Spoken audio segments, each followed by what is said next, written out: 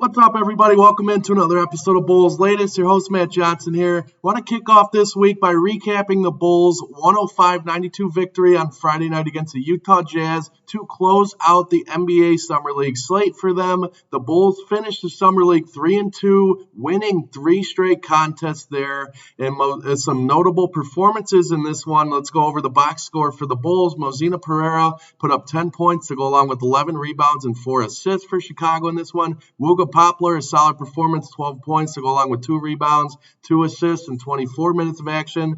Javon Freeman-Liberty, another monster game there in the box score, putting up 22 points to go along with 9 rebounds and 6 assists and 29 minutes of action there. Jir Young, only 5 points and 2 boards and 1 assist to go in this one with 4 minutes on the floor, so he didn't play much at all. Yuki Kawamura, another standout monster game off the bench for Chicago. 20 points, 10 assists, 6 of 9 from three-point range, and 27 minutes of action. So a solid close to the Summer League slate for Yuki. And Caleb Grill, one of his better performances of the Summer League schedule, putting up 18 points off the bench for the Bulls, shooting 7 of 13 and 4 of 9 from 3 and 21 minutes of action there. The Bulls in this one out-rebounded Utah 51-38. It is to note here, Lachlan Olbrich, Noah Senge, and Emmanuel Miller all did not play in this contest. Not of too much surprise there. I think you saw what you needed to, specifically from Noah Senge and how he finished off his Summer League appearances. And Lachlan Olbrich, again, on a two-way deal, so the Bulls will get plenty more to look at with him in the Windy City Bulls organization. Emmanuel Miller was interesting, though. I wanted to see him get some action. I talked about it on Friday's episode, but he had a lot to prove in my eyes. He didn't really have the strongest Summer League performance, and for a guy on a two-way contract already, I wanted him to get an opportunity to kind of prove, hey, here's why I got the two-way deal, and I want to make that right. And for the Bulls, it leaves some questions in terms of what his future is going to be with this organization and how valuable he's going to be. But anyway, a solid close to the Summer League schedule for the Bulls. For the NBA Summer League as a whole, the Charlotte Hornets capped off the whole tournament last night by defeating the Sacramento Kings 83-78. So the Charlotte Hornets are your 2025 NBA Summer League champions. Kind of going into the notable performance and yet another one for a Bulls player here in the Summer League, Yuki Kawamura. He did earn a two-way contract with the Chicago Bulls following the close of the Summer League schedule against Utah. This comes as big news for the Bulls, and a guy I think is well-deserving of this spot, averaging 10.2 points a game over this Summer League schedule. Yuki made his presence felt on offense, and he showed that in many ways here. It's a guy who we heard plenty of hype about with the Memphis Grizzlies. Coming over from Japan, and he certainly showed the flash and the excitement that we were all waiting to see, and a lot of times during this Summer League schedule, he had a lot of great moments. So happy for Yuki. His team-leading 31 assists was the second most assists by a Bulls player in a single Las Vegas Summer League season since at least 2013. So an awesome note there. He was one of 3 players to average at least 6 assists and 2 steals per game throughout this Summer League slate. So he definitely made his presence felt, and it showed, and he earned this roster spot. So now he'll go along with the other 2 guys on two-way contracts in Emmanuel Miller and Lachlan Olbrich there. Yuki will wear number 8 for the Bulls.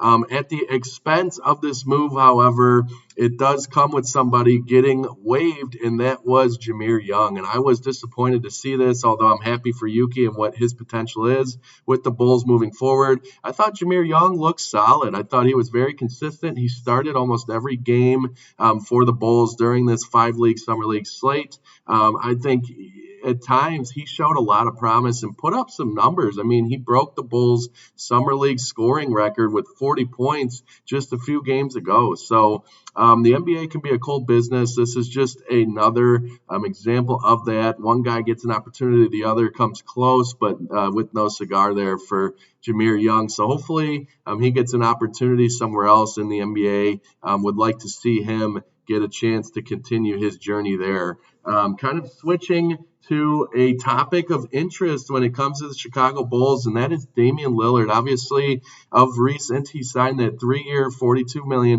deal after the contract buyout with the Bucks, but he signs that 3-year deal with the Blazers to return to Portland, where he was a sensational superstar for a long time.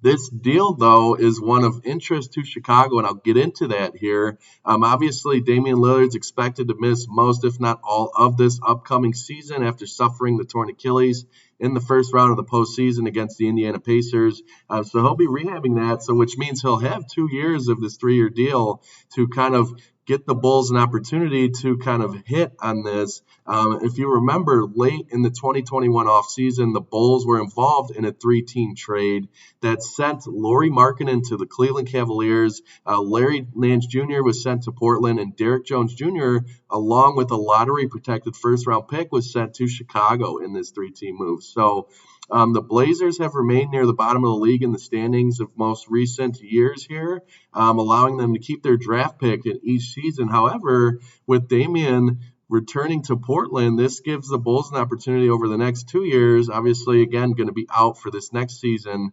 but it gives the Bulls an opportunity to turn this pick into an asset, and it eventually will convert into 2 second-rounders if the Blazers fail to make the playoffs at some point over the next 3 seasons. The Blazers are obviously moving and shifting their gears towards a win-now approach by making these moves.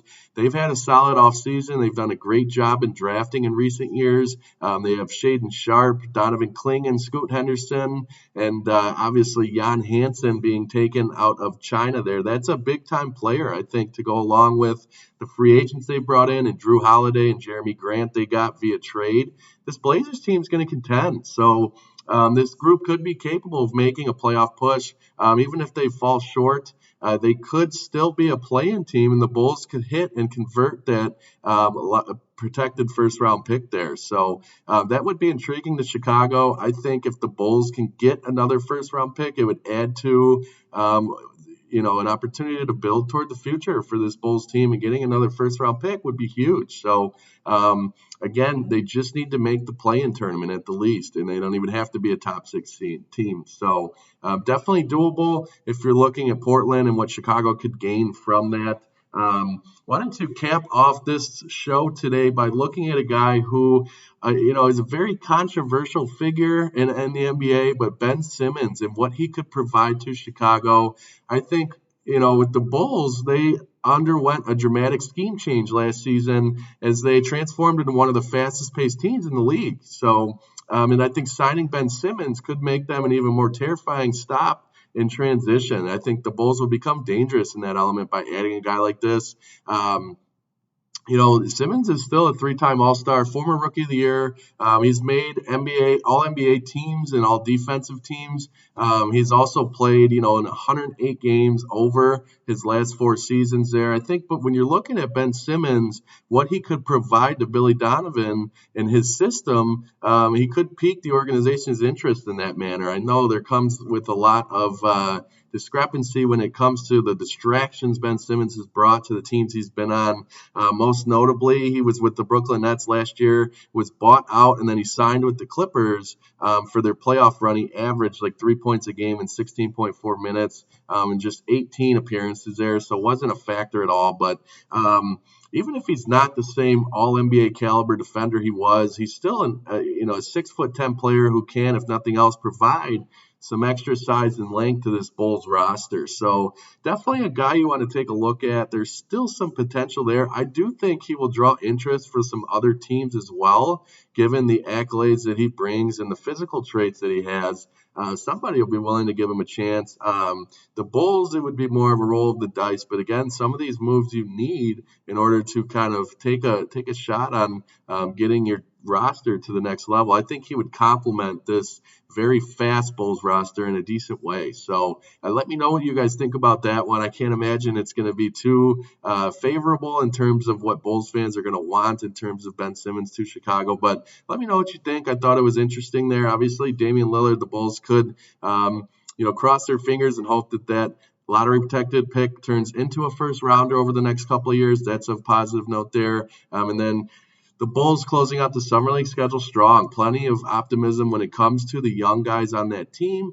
Yuki Kawamura in specific, I'm ecstatic that he's going to get a chance for this Bulls organization moving forward. As we move through the rest of this Bulls offseason, we'll continue to cover the most notable and important content for you guys. I'll keep you up to date on anything that's going on with the free agents that the Bulls currently have, and guys that are kind of on the trade block or have been discussed in trades. We'll continue to look at scenarios for them as we move into the next phase of the offseason. So overall, I want to thank you guys for joining me again on another episode of the Bulls Latest, and we will see you next time.